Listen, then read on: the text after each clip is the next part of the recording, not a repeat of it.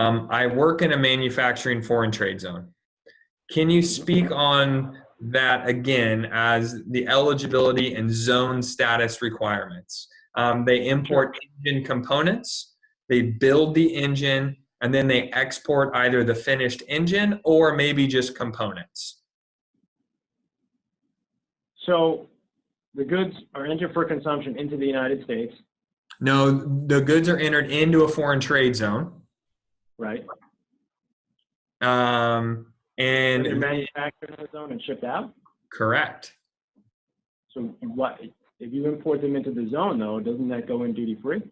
Exactly. No, it's just a question. It's some of the stuff that's coming in. I just want to make sure that we're all kind of on the same page. Is that with the foreign trade zone, as things do come into the U.S., as you put things together, you can then re-export them, and you don't have to deal with the duty drawback process. And if you have, foreign trade zone is we did a webinar on it. I think we've done at least one, maybe two on it so far. So if you're interested in that, take a look, give us a call. But there are a lot of different things to do to kind of get around needing duty drawback if you're inside of a foreign trade zone. That's a good point. And just to clarify, when I brought up foreign trade zones before, it had to do with whether or not movement into a zone was considered an export for drawback purposes.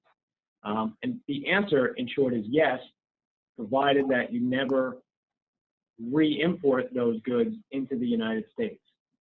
And it's called zone restricted status. You have to declare the goods as zone restricted status, meaning that they can't come back into the U.S., but that is considered an export for drawback purposes. Right. So really there's two sides to that, right? If you import into a zone, you do something in a zone, and then you send it back out of the country, you never paid duties, therefore you don't need duty drawback. You import something, you pay those customs duties here in the U.S., and then you sell it. But when you sell it, instead of exporting it physically out of the country, you export it into a foreign trade zone, then you can still get that benefit of duty drawback. Right. Exactly right.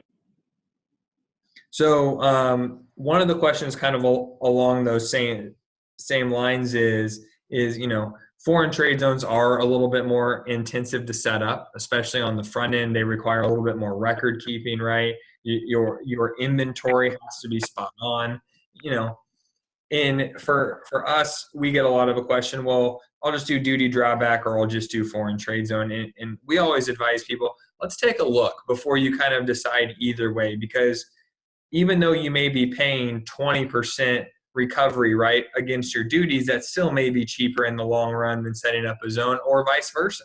Maybe paying that large percent recovery, maybe it's a better deal to get into the zone. So it's not really a question that we can just answer and say, oh, do the zone or do duty drawback. It's something that we need to look at on a case-by-case basis. Yeah, there's a lot that comes with a zone. The setup, you have to maintain it. You have to have the record-keeping procedures in place. There's some periodic filings you need to make. You're right. It may not necessarily be the best thing. It depends on the particular import and the particular product. Right.